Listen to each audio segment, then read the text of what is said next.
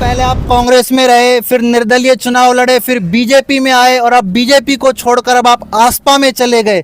क्या है पूरा मामला?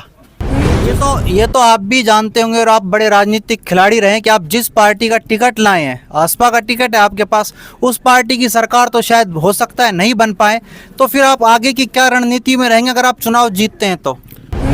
आप बानसूर से भी मंत्री रहे हैं और वर्तमान में शकुंतला रावत भी यहाँ से मंत्री है। क्या विकास करवा दिया वर्तमान मंत्री ने?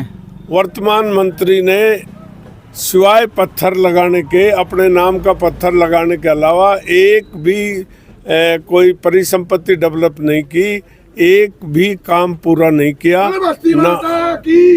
ना।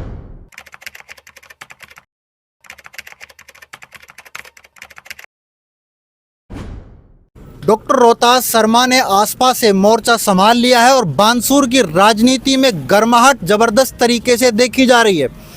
डॉक्टर रोहतास शर्मा अभी हाल फिलहाल हमसे जुड़ेंगे, उन्हीं से बातचीत करेंगे क्या है पूरा मामला। डॉक्टर साहब पहले तो बहुत बहुत बधाई आपको। धन्यवाद धन्यवाद। डॉक्टर साहब पहले आप कांग्रेस में रहे, फिर निर्दलीय चुनाव लड़े, फिर बीजेपी में आए और अब बीजेपी को छोड़कर अब आप आसपा में चले गए। क्या है पूरा मामला? देखिए, हर आदमी का अपना सोच होता है। मेरी पार्टियों से कभी प्रतिबद्धता नहीं रही।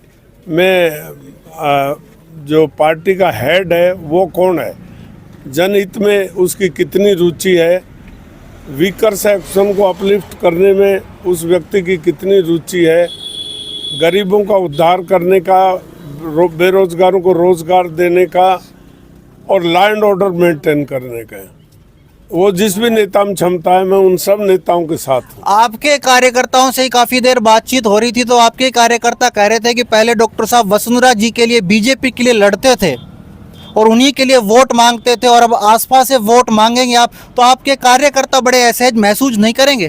देखिए, जिस गाड़ी में बैठते हैं उसके ड्राइवर से दोस्ती तो रखनी पड़ेगी। अगर ड्राइवर से दोस्ती नहीं होगी तो वो खड्डे में डाल दे। इसलिए ड्राइवर पहले और सब चीज़ बाद में, क्योंकि मुझे विकास करना है। मुझे ऐसा व्यक्ति चाहिए जो हमारी गरीब जनता का पिछड़ा हुआ क्षेत्र है। आज हमारा चमन उजड़ गया, बानसूर का जो बगीचा उजड़ गया, उसको हरा भरा कौन कर सकता है, फूल कौन खिला सकता है? आप बानसूर से भी मंत्री रहे हैं और वर्तमान में शकुंतला रावत भी यहाँ से मंत्री है। क्या विकास करवा दिया वर्तमान मंत्री ने? वर्तमान मंत्री ने सिवाय पत्थर लगाने के, अपने नाम का पत्थर लगाने के अलावा एक भी कोई परिसंपत्ति डेवलप नहीं की, एक भी काम पूरा नहीं किया ना। नाम मात्र के बाटे लगा करके झूठे वादे किए और जनता दुखी है। हमारी सड़कों की हाल बेहाल है, बिजली की हालत बहुत ख़राब है, अस्पतालों की हालत बहुत बिगड़ी हुई है, स्कूल तो खोल दिए पर अध्यापक नहीं है। आप सबसे कड़ा मुकाबला किस प्रत्याशी से मान रहे हैं अभी हाल फिलहाल? हाल फिलहाल तो बानसूर की जनता एकदम से बहुत बुरी तकलीफ से गुजर रही है और सबने मन बना लिया है कि सत्तारूढ़ पार्टी को उखाड़ कर फेंकना है। और रहा सवाल बीजेपी का, तो बीजेपी का एक ऐसा उम्मीदवार है जो अनभिज्ञ है और बीजेपी का पक्का भी नहीं है। उसने पिछली बार बीजेपी की पीठ में छुरा घोंपा, तो या तो उसको कैसे इनाम दिया जा सकता है? जनता सब समझती है, जनता ऐसे व्यक्ति को वोट नहीं देती। ये तो आप भी जानते होंगे और आप बड़े राजनीतिक खिलाड़ी रहे कि आप जिस पार्टी का टिकट लाए हैं, आसपा का टिकट है आपके पास, उस पार्टी की सरकार तो शायद हो सकता है नहीं बन पाए, तो फिर आप आगे की क्या रणनीति में रहेंगे अगर आप चुनाव जीतते हैं तो? मुझे रोहितास कुमार को कोई राज की जरूरत नहीं है। मैं विधानसभा में पहुंच जाऊं, लोकसभा में पहुंच जाऊं, बस इतना ही मेरा सोच है। आगे तो मेरी जबान में सरस्वती बैठी हुई है। मैं आप बोल क्यों नहीं देते? अच्छे खासे नेताओं को मैं अपनी बोली की दम पर मेरे क्षेत्र का विकास करूंगा, वरना तो मैं उनकी नाक में दम कर दूंगा। आप थानागाजी से भी चुनाव लड़ चुके हैं, आप फिर वापस बानसूर में आ गए हैं। जनता आपको कितना स्वीकार करेगी अब की बार? बानसूर मेरी कर्म भूमि है। मैं बानसूर में था, पिछली बार जबरदस्ती मेरा टिकट बदल दिया गया। मैंने महारानी साहब का आदेश को मान लिया, लेकिन मेरा मन तो मन से कर्म से वचन से तो मैं बानसूर से जुड़ा हुआ हूँ। बानसूर का मैंने पहले भी बहुत विकास किया है।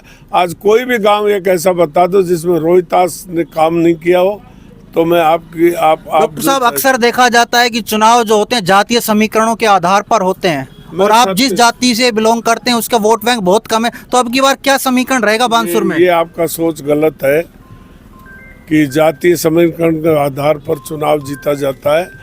ये तो कमजोर लोग जातीय समीकरण के आधार पर चुनाव जीते। जो जनता की सेवा करता है वो 36 बिरादरी का दिल जीतता है, इसलिए वो मेरे पर लागू नहीं होती। मंत्री का समय रहा और 5 साल तक बहुत गोलीकांड यहाँ पर दिखाई दिए। लोग कहते हैं यहाँ पर पटाखे कम फूटते थे, गोलियां ज्यादा चलती थी। तो रोहतास शर्मा कहाँ थे उस समय? डॉक्टर रोहितास बानसूर में थे। हर घटना पर मैं तैयार खड़ा रहा और शकुंतला रावत और कांग्रेस सरकार के विरोध में मैंने पूरा बिगुल बजाया और उनकी नाक में दम डाल दिया।